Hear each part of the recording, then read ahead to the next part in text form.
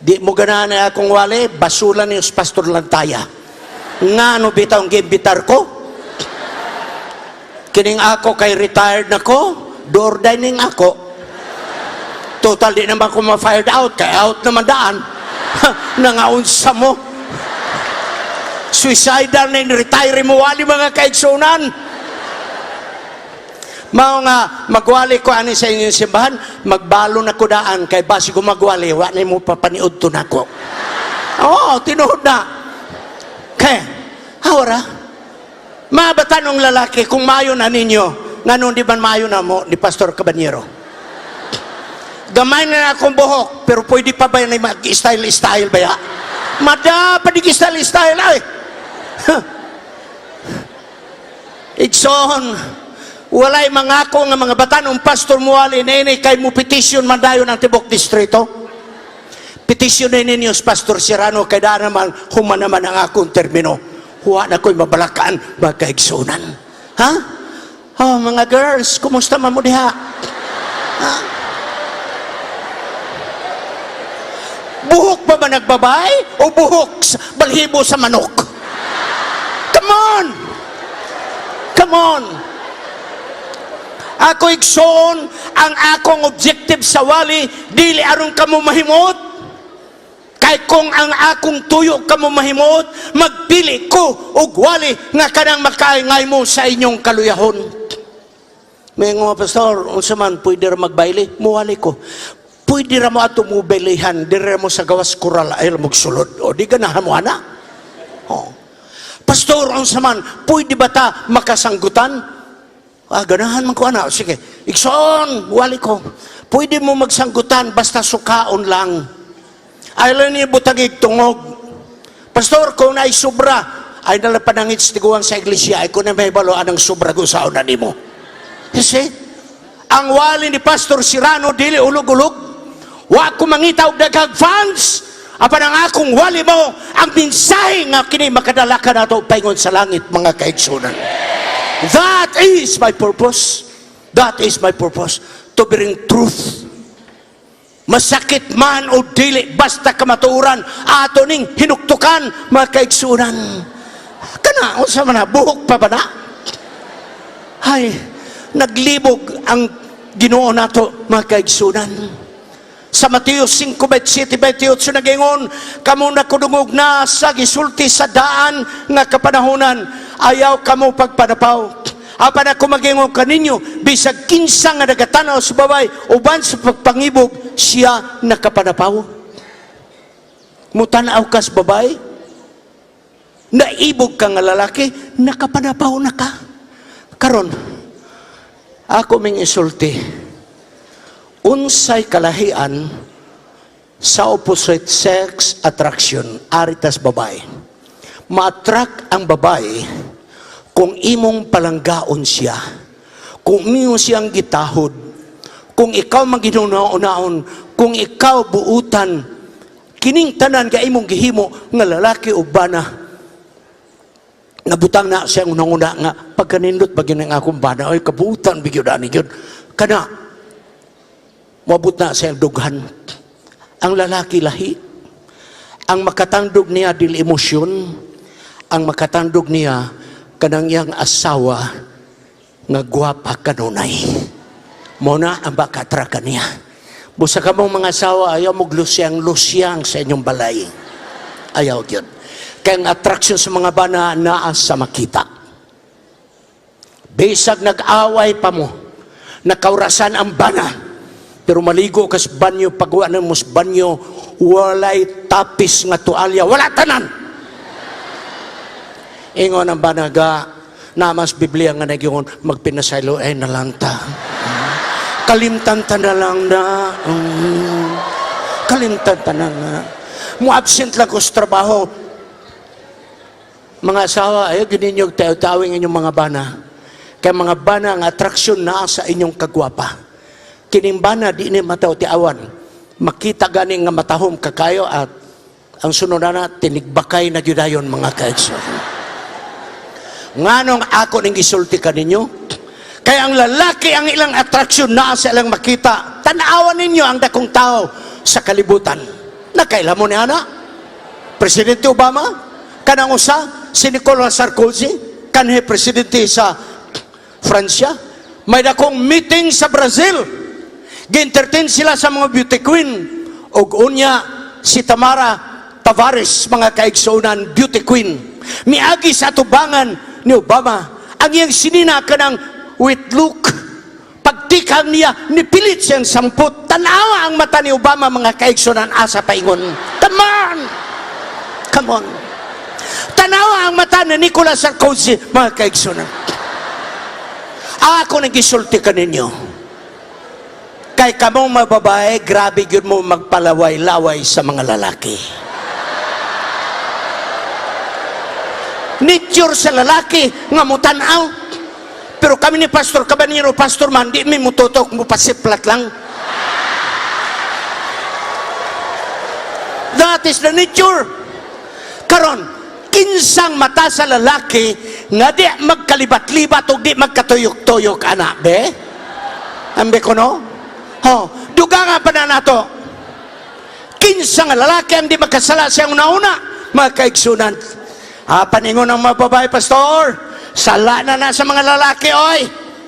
Amo ning uso karon, bahala mong mga unsa. Abi ninog, di mo partisipante. Unsa gingos Biblia?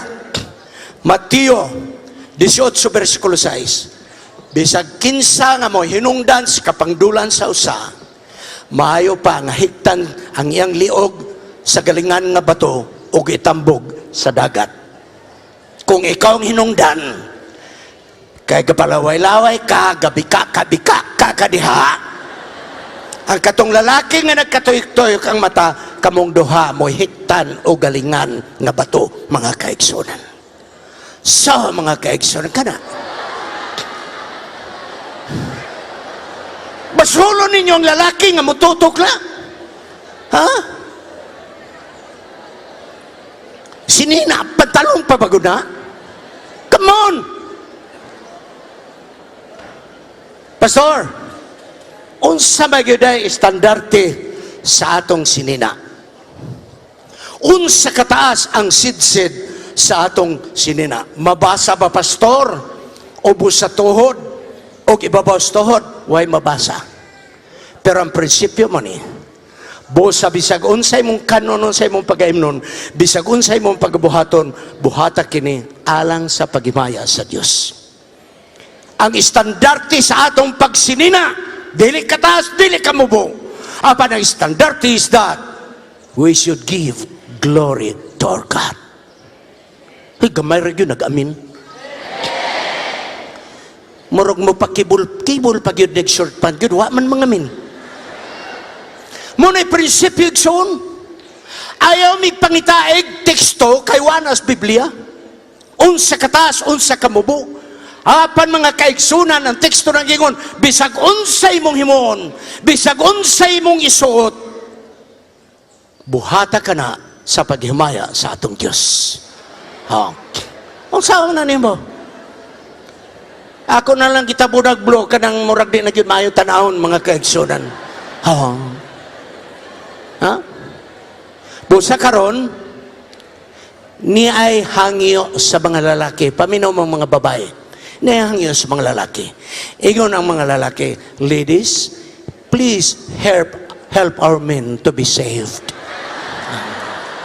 In taon, kaluy-ay taon ang mga lalaki nga maluwas. Kaluy-ay taon ninyo.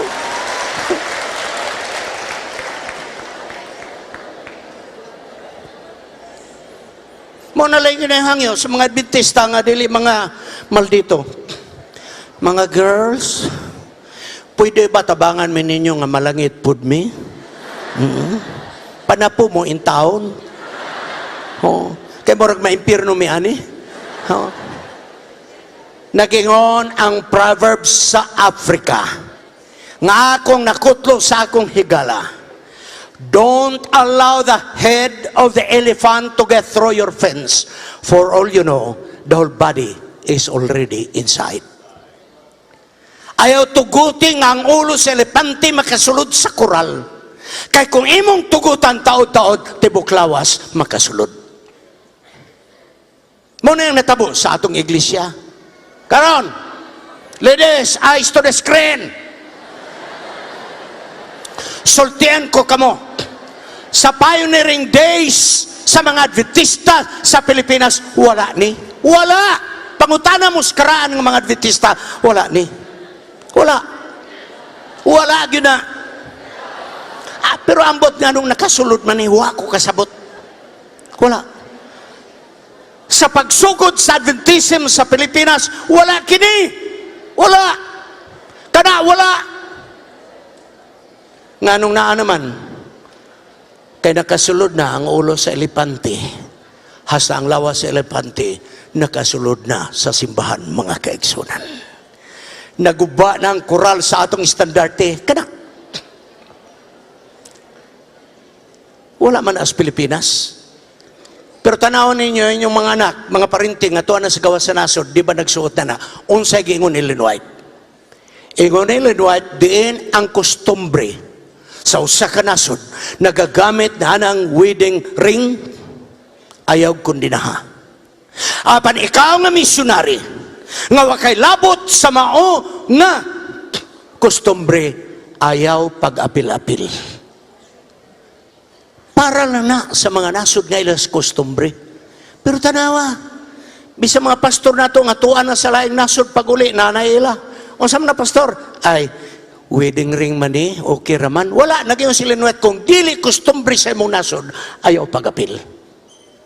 What's going on? Muna yung nagkakatabo mga kaigsunan. Busa ako magingong kaninyo, indeed, the church is sneezing when the world is having colds. Nangat sina ang Adventista mga kaigsunan. Nangat sina.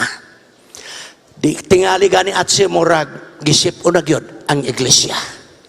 Ang sipon sa iglesia mo na ragyoyo sa kakanaog ang mga sipon mga kaigsunan. This is what is happening. Look, swingers. Ang ilang motto, cause we love to play. Swingers. O sa mga swingers, ang barkada magsisyon sa kadapit magbayloay o asawa. Swingers. Pero may age category. Kung tiguang ka, dito po ka sa mga tiguang na swinger. Kung batanon, dito ka sa batanon. Di man po sila alkansi kay kanang mga magtiayon round robin man. Ilibot man na hangtod imong matilawan ang tanang asawa sa imong barkada. Swinger. Tanawa.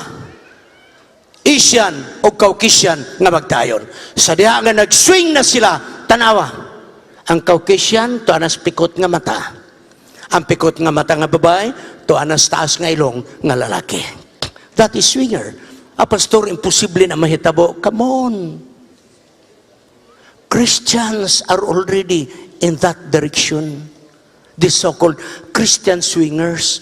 Unya kay na may Christian swingers, so ang simbahan naghimo og ministry para sa Christian swingers. Ug ang maasahin nga pastor, swinger pod.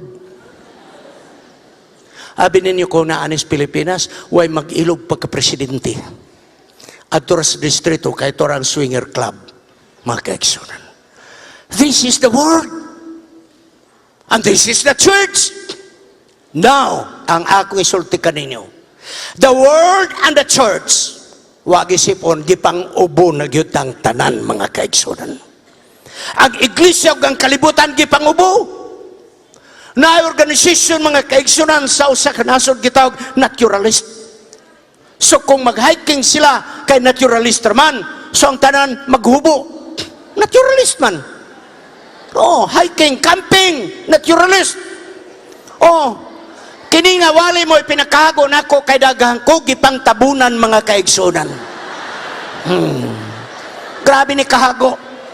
Kayo di nako ni tabunan, mabuagya ang tibok nga simbahan mga kaigsunan.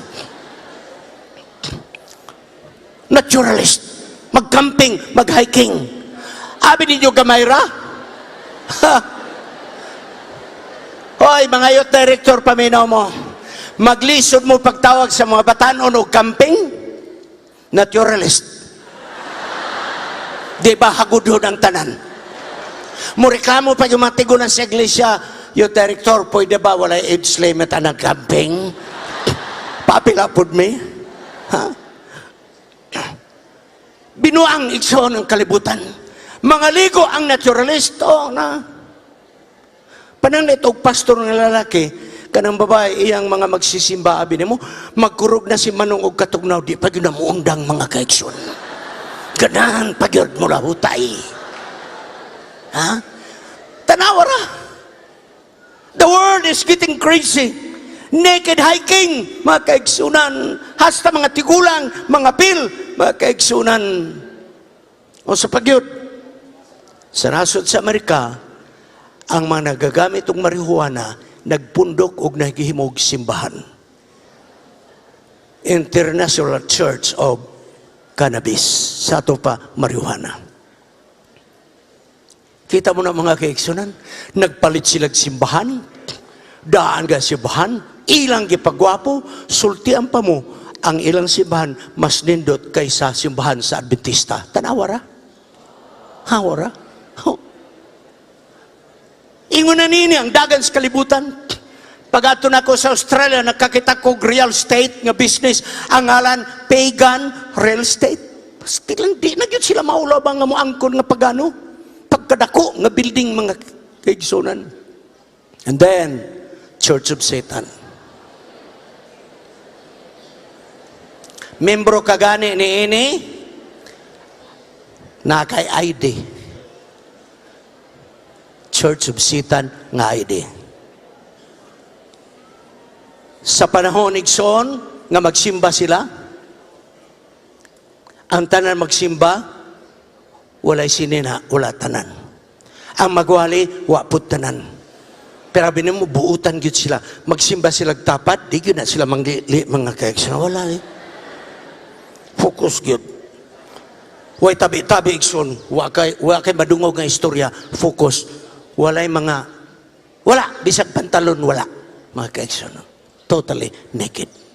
Sa ilang celebration, mga kaigsoon, ihaw sila kanding. Ako na nagitabunan og dagko kay grabe na gyud kadayag na picture. Pero kung gusto mo tan-aw og kanang way tabon, pangayo mo picture nako. Kay tangtango nato ng tabon, mga kaigsunan. Ha? Okay. Sa Amerika doon ay paborito nga kanunon sa mga bata. Caramel stick. Iba mo kung saan sa Pilipinas? Balikotsa or tira-tira. Di ba? Kailan mo na? Balikotsa, tira-tira. Sa nag-eskwela pa ko igsoon, anak magyukog pobre kayo. Paborito ko na ako ng balikotsa o tira-tira. Tag-10 lang kada stick. Pero kanang 10 sa akong panahon, grabing lisura na ihatag sa akong nanay. Hilakanin mo ko sa kaadlaw, una ka mahatagag 10 mga kaigsunan. Ting lisura. Kining pobrita, makaunaw na mga gitagong sa mahimo. Maayon na lang, kay sa grade 1 ko, na ako'y classmate nga arang kabugo, yun kaayo nga estudyante. Arang kabugo, yun. Siya po mo'y pinakatiguang na sa among klase, kay sige magbalik, o grade 1. Nagingon ang maestra. Kung unsan katarungan, wa ako kabalo. Wendell, ikaw ang mag-tutor ni ining bata, ha? Tudloy nag abakada. Kung ba, magdula man mi ma'am, tudloy lang, pagkahuman, magdula mo. Akong tudlan.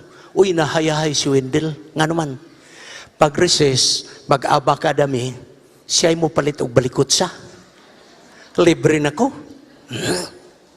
Libre. Unya, kung akong paspasan og tudlo, mahunong mang balikot sa. So, hinahinay na akong tudlo. Karong permanente ang supply. Mga kaigsunan. Oh. Karon mga kaigsunan, pag-recess, mga na may balikot sa. Ang mga bata ang batasan na namang ginag. Kinsa ang nagkaon, duulon man as mga hatagbi, di ba mo na? Hatagbi. Ako po din tao, Adventist talaga. Siya hatag. Agoy gamay na lang nabili ng ako. Napa may nidagan. Kundel, hatag ba? Ko ayon na, gamay naman lang ni. Sige na, naluoy man ko siya, sige. Gibutangan ako og boundary, akong kumagko. Diha, ingon ang bata, grabe na, wa may maapil ang nagpaak, gamay naman lang kinakayo. Ingon na basta diha kakutob. Wa ko kahibalo nga mas bright pa rin bata kaysa ako. Pagpaak niya, giapil niya ang akong tudlo, nalamoy niya ang tanan, mga kaigsunan. Lamoy niya ang tanan. Grabing hilakan ako, wala ko'y balikot sa. Dugay na ni nga eksperyensya, grade 1 pa ko. Haban akong nasabtan, nga atong mga kaigsunan, labinas mga batanon, sigihag ingkit ang balikot sa atong iglesia. Nag-inatras ang komite sa iglesia. Inatras ang komite sa iglesia. Hangtod ang nahitabo, mga kaigsunan, ang atong Biblia o ang atong church manual, gitabangan og ingkit sa uban natong mga batanon. Nangahilo man lagi mo? Tinood, dili? Tinood.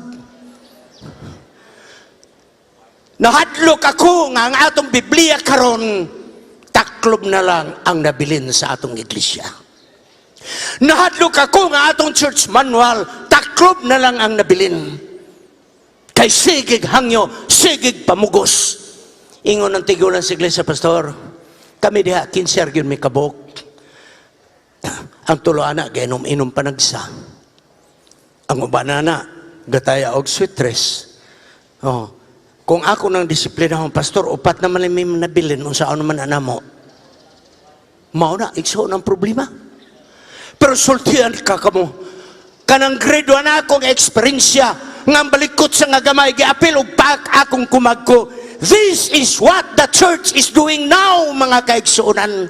Ang kumagko sa atong estandarte, gihinay-hinay og lamoy, kay gusto nga magpasulabi ang ilang kagustuhan, niini nga kalibutanan. Do you promise to pass it on? Do you promise to pass it on? Thank you, mga kaigsuunan. Yes.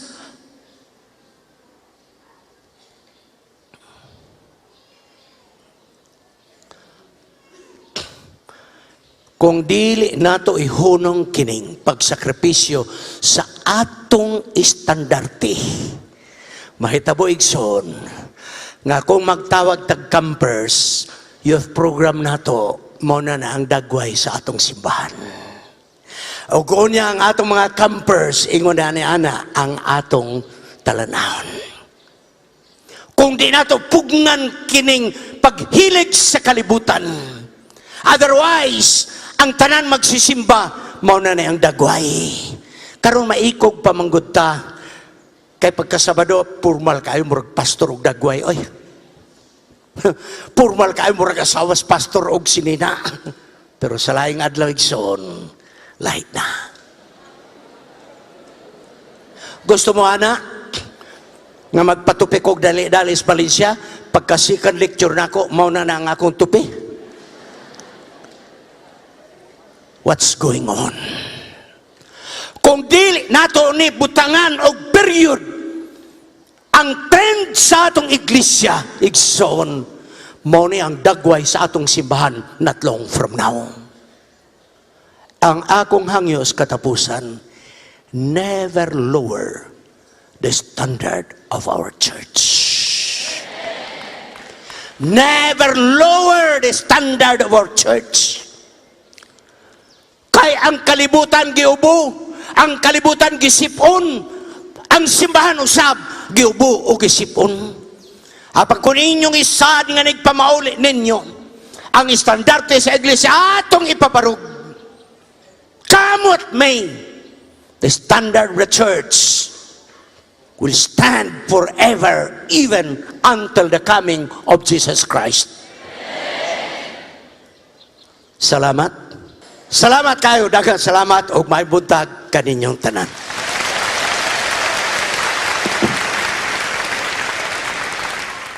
Magampo kita, mga kaigsunan. Salamat to Diyos sa imong mga anak nga nagapaminaw sa imong mga pulong. Di kami matingala, O Diyos, nga usahay adunay mga kalihukan o rog unsa nga mga estilo sa kalibutan nga mo hinay-hinay pagkamang sa sulod sa iglesia. Ginoo, tabangi ang tibok nga iglesia, ang imong mga opisyalis nga lokal, kaming mga pastors, nga among tipigan ang taas nga estandarte sa iglesia, nga dili mi mutugot, nga ang among mabatanon, ang among mga membro, maghinahinay og ingkit ni ining maong estandarte sa imong iglesia. Ginoo, aniya na ang kalibutan. Nagsalimuang ang kalibutan sa daghang mga estilo, moralidad, mga estilo ug uban pa, bisan pamiste ug uban pa. At salamat Ginoo nga dunay imong iglesia, dunay imong mga opisyalis na nagabantay sa estandarte nini. Panalanginan mo ang among mga batanon. Ngayon tamutuhop kini nga mensahe alang kanila. Panalanginan mo ang tibok ng iglesia. Nga kini nga mensahe usab utuhop sa ilang mga kasing-kasing. Salamat nga ikaw nagatubag sa among pag-ampo. Sa ngalan ni Jesus Manluluas. Amen. Kining inyong higala, si Pastor Wendell Mugaya Serrano sa S&S Media Ministry, Cagayan de Oro City. Maghangyo ka ninyo sa pag-like, share, subscribe, o ayaw mong kalimot sa pag-click sa notification bell sa atong YouTube channel. Hangtod sa sunod nga higayon, magkita na usab kita.